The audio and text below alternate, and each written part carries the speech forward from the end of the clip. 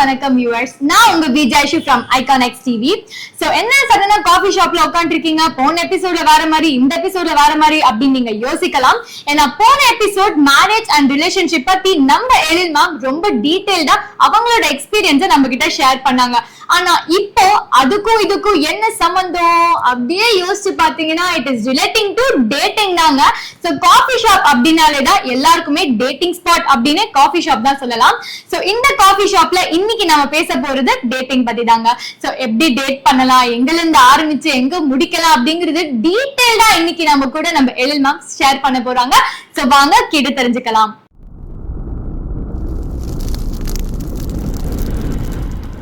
Hi ma'am, எப்படி இருக்கீங்க? I am fine ma, thank you so much. Okay ma'am, நானும் actually thanks சொல்லணும். Because போன episode about the marriage and relationship பத்தி ரொம்ப டீடைலா ரொம்ப அழகா சொல்லியிருந்தீங்க மேம்.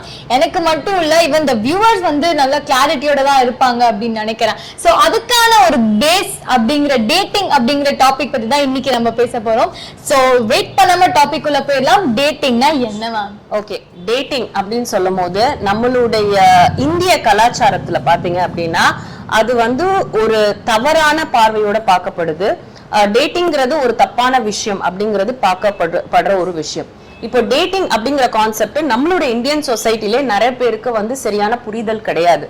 டேட்டிங் அப்படிங்கிறது வந்து என்ன அப்படின்னு நீங்க பாத்தீங்க அப்படின்னா, இன்னைக்கு வந்து ஒரு ஆணோ பெண்ணோ அவங்களுக்கு ஏதோ ஒரு குவாலிட்டி பிடிச்சு அவங்க வந்து ஓகே இதை வந்து நம்ம காதலிக்க முடியுமா இல்ல கல்யாணத்துக்குள்ள போக முடியுமா, நமக்குள்ள அந்த புரிதல் இருக்கா அப்படிங்கிற அந்த அண்டர்ஸ்டாண்டிங்க வந்து புரிஞ்சுக்கிறது தான் டேட்டிங்கிற கான்செப்ட்.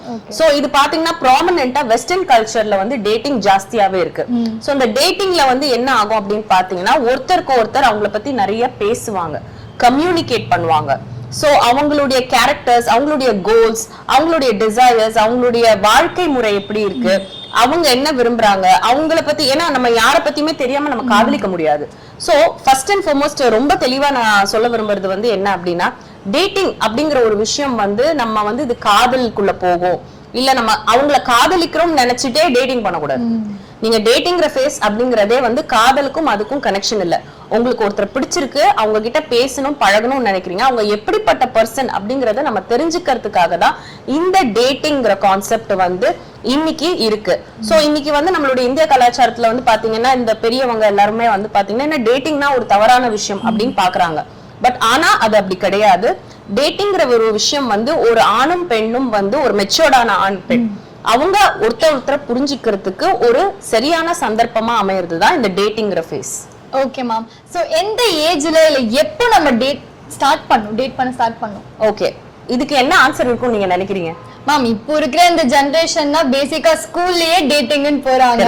சோ அதெல்லாம் லவ்வா இல்ல என்ன மேம்? எனக்கு ஐடியா இல்ல. ஓகே, டேட்டிங் அப்படின்னு நம்ம சொல்லும் போது நிறைய பேர் தவறா புரிஞ்சிட்டு இருக்க ஒரு விஷயம் வந்து என்ன அப்படின்னா 20 வயசுல 18 வயசுல 16 வயசுல இல்ல ஸ்கூல்ல நீங்க சொன்ன மாதிரியே வந்து டேட்டிங் அப்படிங்கறது பண்றாங்க அப்படின்னா ரொம்பவே தவறான விஷயம்.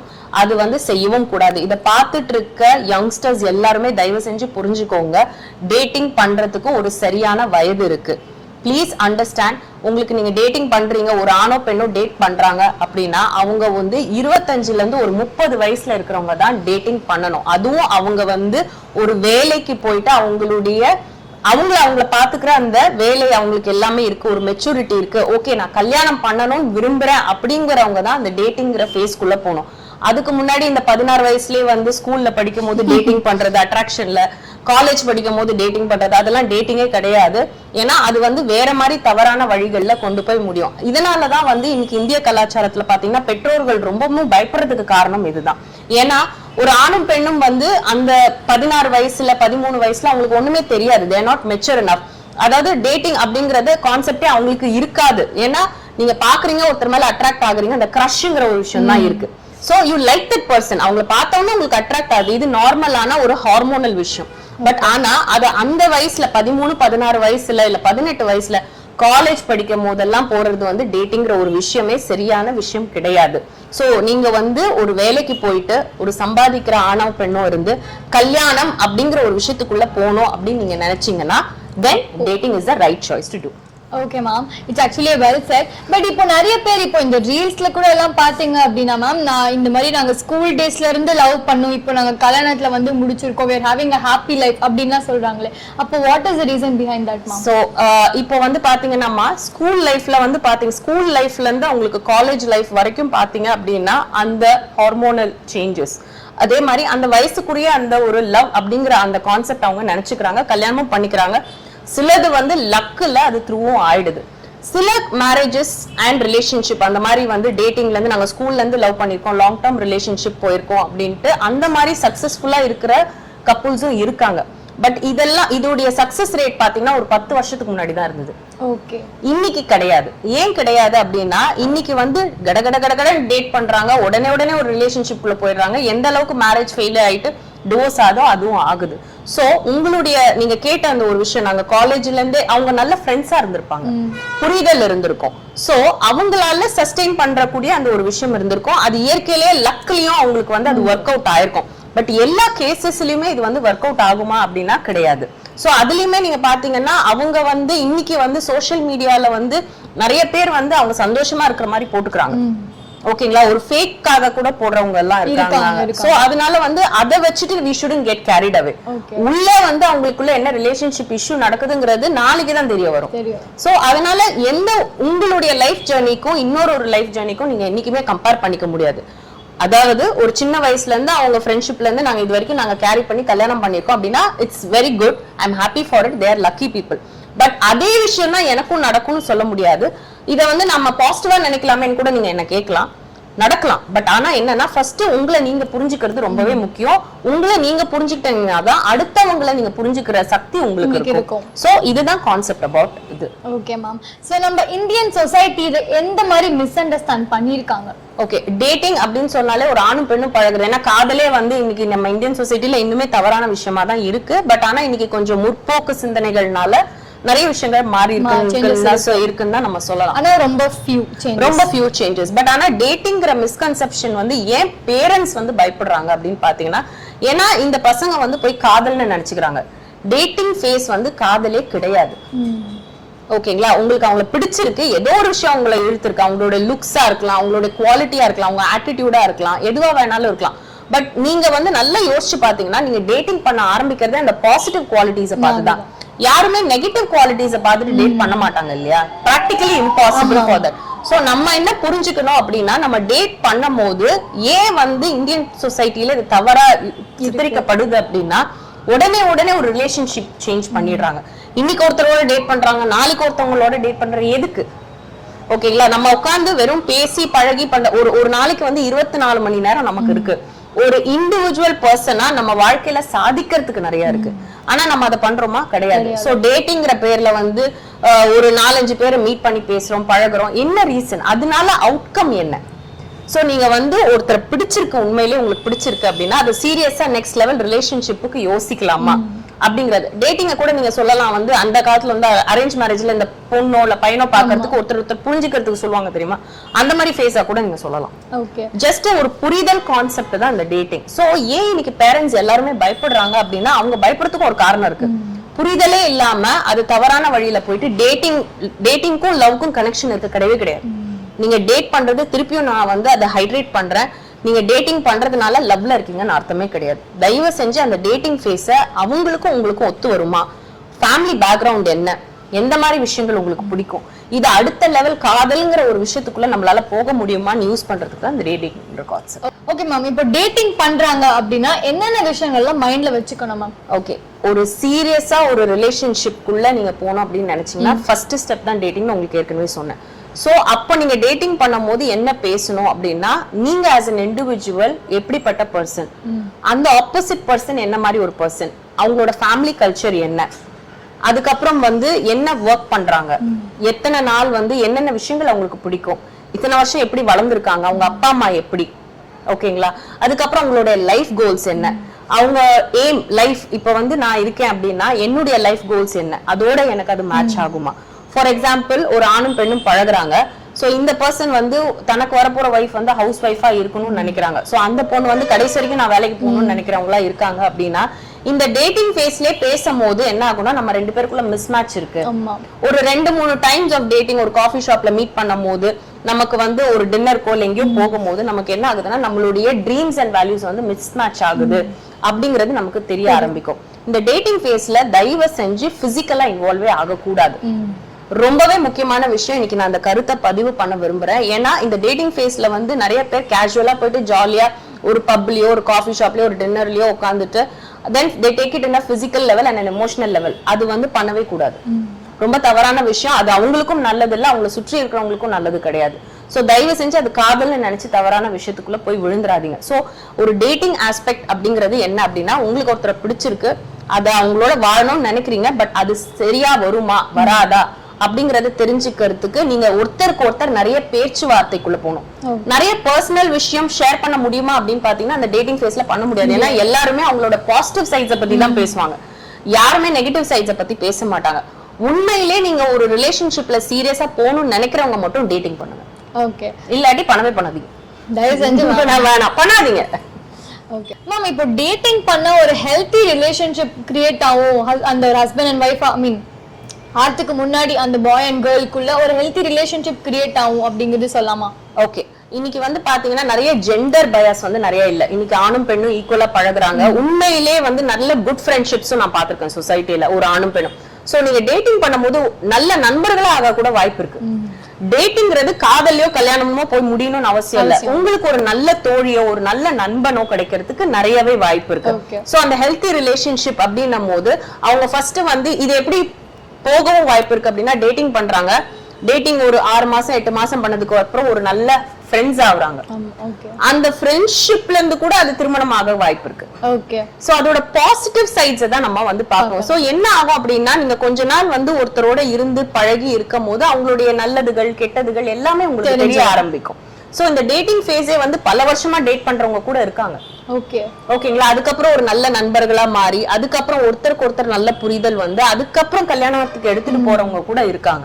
சோ அதனால வந்து நீங்க பாத்தீங்க அப்படின்னா டெஃபினட்டா டேட்டிங்க கரெக்டா நீங்க புரிஞ்சுக்கிட்டு, அதாவது டேட்டிங் கான்செப்ட்ல வந்து நீங்க பிசிக்கலா இன்வால்வ் ஆகாம ஒருத்தருக்கு ஒருத்தர் ரொம்ப மரியாதையோடைய எந்த ஒரு லஸ்ட்ஃபுல் தாட்ஸ் இல்லாம உண்மையிலே ஜென்யூனா நீங்க வந்து பழகணும் அப்படின்னு நீங்க நினைச்சீங்கன்னா அது ஒரு நல்ல மென் அண்ட் விமன் ஹெல்தி ரிலேஷன்ஷிப்குள்ள போறதுக்கு நிறையவே வாய்ப்பு இருக்கு. சோ இப்போ டேட்டிங் பண்ணா நம்மளோட பிரேக்கப் ஆகட்டும் டைவர்ஸ் ஆகட்டும் இதெல்லாமே பிரிவென்ட் பண்ணுமா? தாராளமா பிரிவென்ட் பண்ணும். ஏன்னா நீங்க டேட்டிங் வந்து பண்றீங்க அப்படின்னா கம்யூனிகேட் பண்ணுவீங்க. ஓகேங்களா. சைக்காலஜிக்கலா என்ன ஆகுங்கிறத நான் உங்களுக்கு சொல்றேன். சோ ஒரு ஃபர்ஸ்ட் டைம் வந்து ஒரு மேன் அண்ட் விமன் மீட் பண்றாங்க, ஏதோ ஒரு அட்ராக்ஷன்ல மீட் பண்றாங்க. கொஞ்ச நாள் போகும்போது நிறைய பிஹேவியரல் சேஞ்சஸ் தெரிய ஆரம்பிக்கும். இன்னைக்கு காலகட்டத்துல யங்ஸ்டர்ஸ் எல்லாருமே தெளிவா தான் இருக்காங்க. 26 ரொம்பவே தெளிவாவே இருக்காங்க. அவங்களுக்கு என்ன வேணுங்கிறதுல ரொம்பவே தெளிவா இருக்காங்க. சோ என்ன ஆகும்னா அந்த டேட்டிங் ஃபேஸ்ல வந்து பாத்தீங்கன்னா சைக்காலஜிக்கலா ஒருத்தவங்க காஃபி ஷாப்ல உட்காரும் போது எக்ஸ்பெக்டேஷன்ஸோட தான் வருவாங்க.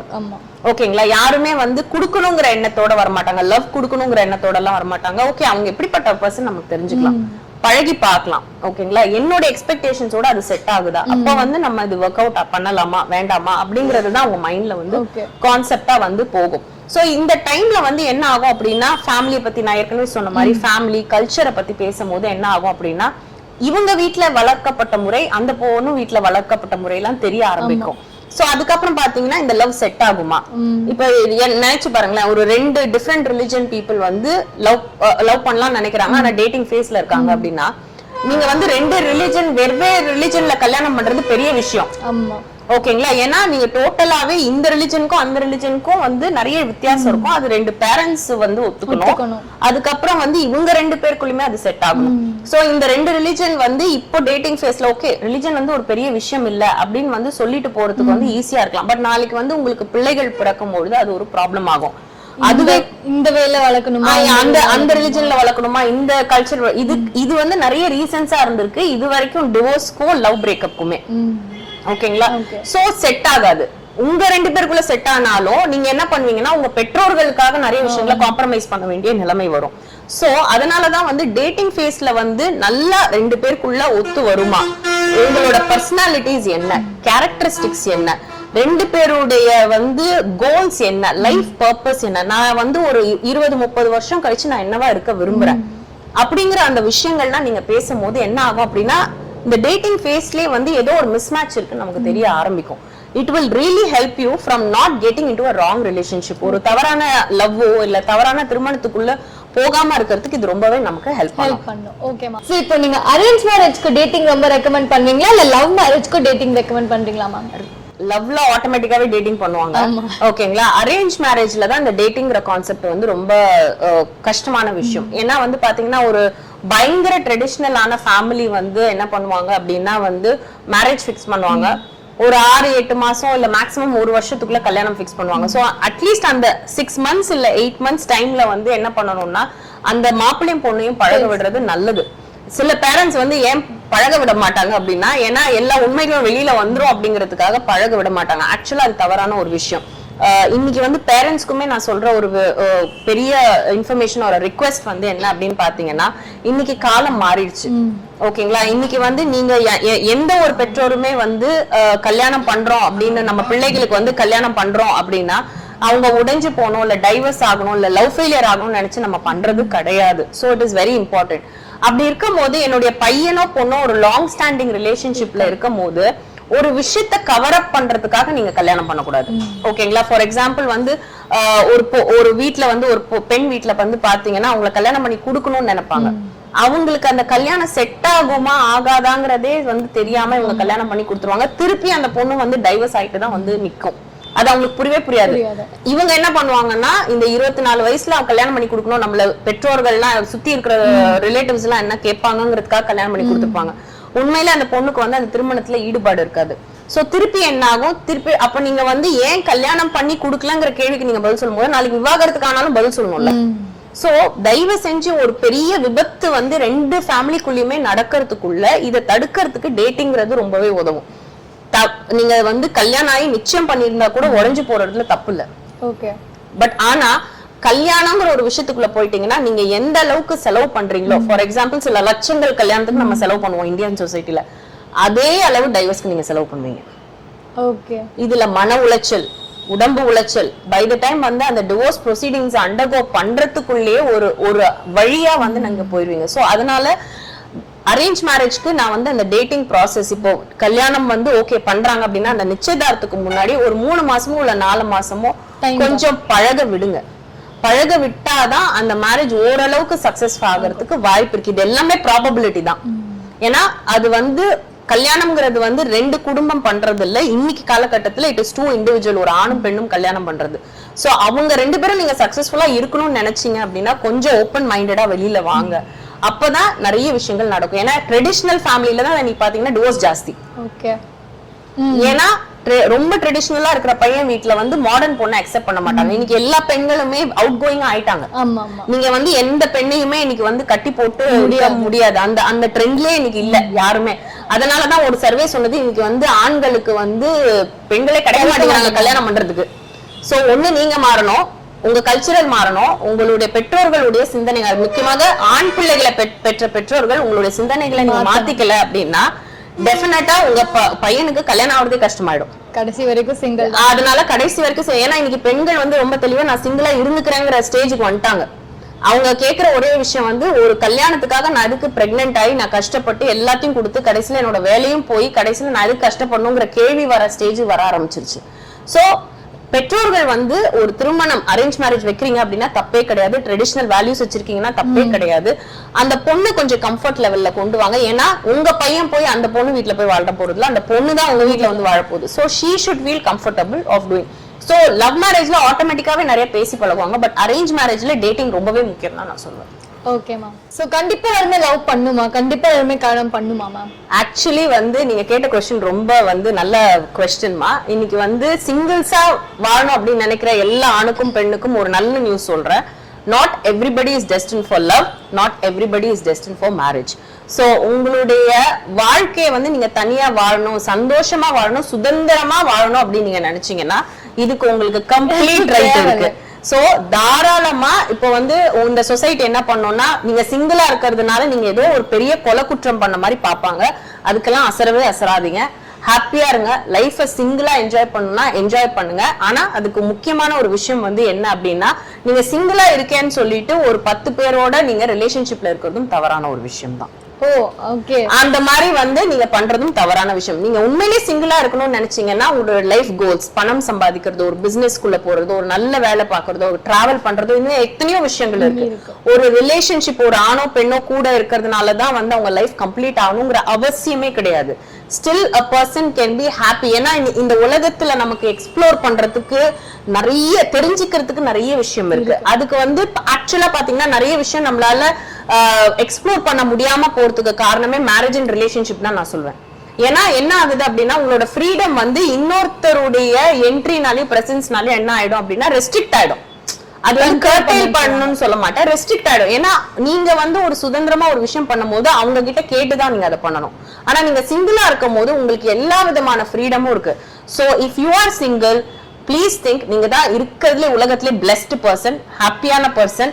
அதை ரொம்ப என்ஜாய் பண்ணுங்க. நீங்க வந்து இந்த என்ஜாய்மெண்ட்லயே அந்த சந்தோஷத்துல இருக்கும் போது உங்களுக்கு தேவையான அந்த துணை தானாவே வந்து இந்த பிரபஞ்சம் வந்து உங்களுக்கு கொண்டு வந்து கொடுக்கும் ஆட்டோமேட்டிக்கா சரியான நேரத்துல. அதை மட்டும் நம்புங்க. சோ மேம், இப்ப நீங்க சொன்னீங்க காலேஜ் டேஸ்ல டேட் பண்ணக்கூடாது, இட்ஸ் ராங் அப்படிங்கிற மாதிரி சொல்லிருக்கீங்க. பட் இப்போ இருக்கிற ஜெனரேஷன் எல்லாருமே காலேஜ் டைம்ல தான் இந்த டேட்டிங் அண்ட் ஸ்கூல்ல ஆரம்பிக்கிறாங்க. But that's okay. பட் காலேஜ்ல தான் மெயினா நிறைய பேர் டேட்டிங் குள்ள எல்லாம் போறாங்க. சோ இப்போ அவங்களோட மைண்ட் தாட் என்ன இருக்கும் அப்படின்னு பாத்தீங்கன்னா, ஓகே வீட்ல தான் ரெஸ்ட்ரிக்ட் பண்றாங்க, வீட்ல தான் நம்ம ஃப்ரீயா இருக்க முடியல, அண்ட் கண்டிப்பா ஆஃப்டர் காலேஜ் கல்யாணம் அப்படிங்கிற ஒண்ணு இது வந்துருது. சோ நம்ம காலேஜ் லைஃப் என்ஜாய் பண்ணலாம் அப்படி என்ஜாய்மெண்ட்காக டேட்டிங் போறவங்களா இருக்காங்க இல்லையா? சோ அதை பத்தி நீங்க நினைக்கிறீங்க? ஆக்சுவலா வந்து நீங்க என்ஜாய் பண்றதுக்கு பல விஷயம் இருக்கு. சோ ஒரு பாய் அண்ட் கேர்ள் வந்து டேட்டிங் போய் தான் லைஃப் என்ஜாய் பண்ணுங்கிற அவசியம் இல்ல. அதே டைம்ல வந்து நீங்க நிறைய விஷயம் வந்து உங்களை நீங்க வளர்த்துக்கலாம். You can upskill your productivity in life. ஏன்னா நம்மளுடைய லைஃப் எனர்ஜி பாத்தீங்கன்னா ஆஸ் எ ஹியூமன் பீயிங் நமக்கு ஒரு 18ல இருந்து 25 வயசுல வந்து நம்மளுடைய லைஃப் எனர்ஜி வந்து பயங்கர பீக்ல இருக்கும்.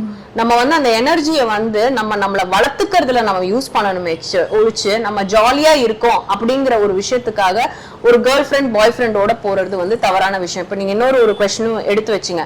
அப்போ இந்த கல்ச்சுரல் ஃபேமிலியில வந்து பாத்தீங்கன்னா வந்து அரேஞ்ச் மேரேஜ் தானே மேம் பண்றாங்க. அப்ப அவங்களுக்கு பழகிறதுக்கு டைம் கிடைக்கல அப்படின்னும் போது இன்னைக்கு தனி மனித சுதந்திரம் வந்து ஜாஸ்தி ஆயிருக்கு. ஓகேங்களா? இன்னைக்கு வந்து பேரண்ட்ஸ்க்கு பயந்துட்டு நீங்க சொல்லாம இருந்தீங்கன்னா உங்க வாழ்க்கை பாதிக்கப்படும். தைரியமா கருத்துக்களை நீங்க எடுத்து வைக்கலாம். ஆனா என்னைக்குமே வந்து ஒரு ஆணுக்கும் பெண்ணுக்கும் வந்து என்னைக்குமே ஒரு 25 வயசுக்கு மேல அவங்க என்ன நினைக்கிறாங்க, செய்யணும் அப்படின்னு சொல்றதுக்கு அவங்களுக்கு அந்த வாய்ப்பு இருக்கு. சோ இன்னைக்கு பேரண்ட்ஸ்க்கு நான் சொல்றதுக்கு என்ன நினைக்கிறேன்னா, நீங்க உண்மையிலே உங்களுடைய குழந்தைகளுக்கு நல்ல வாழ்க்கை அமையணும் அப்படின்னு நீங்க நினைச்சீங்கன்னா 25 வயசுக்கு மேல அவங்கள தனிச்சையா செயல்பட விடுங்க. allow them to be independent. அது வரைக்கும் you can watch over them. நீங்க தாராளமா உங்களை கண்டிக்கலாம், நீங்க யார்கிட்ட பழகுறன்னு நீங்க தெரிஞ்சுக்கலாம், எல்லாமே நீங்க பண்ணலாம், தவறே கிடையாது. பட் அவங்க வேலைக்கு போனதுக்கு அப்புறம் நீ இப்படிதான் வாழணும்னு சொல்ற அந்த ஒரு உரிமை வந்து ஆக்சுவலா எந்த பேரண்ட்ஸுக்குமே கிடையாது. ஏன் அதை சொல்ல விட மாட்டாங்க அப்படின்னா, நான் தானே படிக்க வச்சேன், நான் படிக்க வைக்கிறதும் அவங்களுக்கு ஒரு நல்ல எஜுகேஷன் கொடுக்க வேண்டியதும் உங்களோட கடமை. அது வந்து ஆப்ளிகேஷனா தயவு செஞ்சு சொல்லாதீங்க.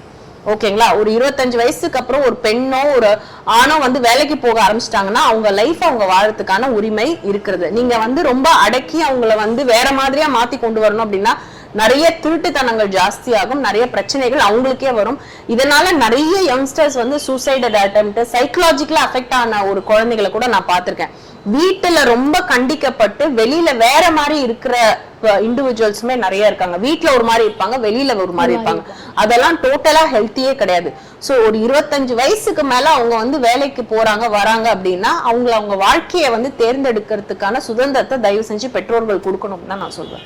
Okay ma'am. சோ டேட்டிங் பத்தி ரொம்ப நல்ல ஒரு புரிதல் மேம் நம்மளுக்கு சொல்லிருக்காங்க. சோ எந்த ஏஜ்ல டேட் பண்ணும், காலேஜ் ஸ்டூடெண்ட்ஸ், ஸ்கூல் ஸ்டூடெண்ட்ஸ் யாரெல்லாம் இந்த வீடியோ பாக்குறீங்களோ இதுல இருந்து உங்களுக்கு ஒரு நல்ல லெசன் வந்திருக்கும் அப்படின்னு நினைக்கிறேன். இதெல்லாம் பார்த்துட்டு நீங்க இப்ப நினைக்கலாம், என்னடா இவங்க இப்படிலாம் சொல்றாங்களே, இதெல்லாம் நிறைய பேர் ஃபாலோ பண்ணாம கூட இருக்கலாம். பட் இதெல்லாம் இல்ல, இதெல்லாம் வந்து பேசிக் ஸ்டெப்ஸ். இதெல்லாம் ப்ராப்பரா பண்ணீங்கன்னா உங்களோட ஃபியூச்சர் நல்லா இருக்கும் அப்படிங்கறத மேமும் நம்மளுக்காக சொல்லியிருக்காங்க. சோ இந்த வீடியோ பிடிச்சிருந்தா மறக்காம லைக் பண்ணுங்க, ஷேர் பண்ணுங்க, நம்மளோட ஐகானிக் டிவி சேனலுக்கு சப்ஸ்கிரைப் பண்ணுங்க.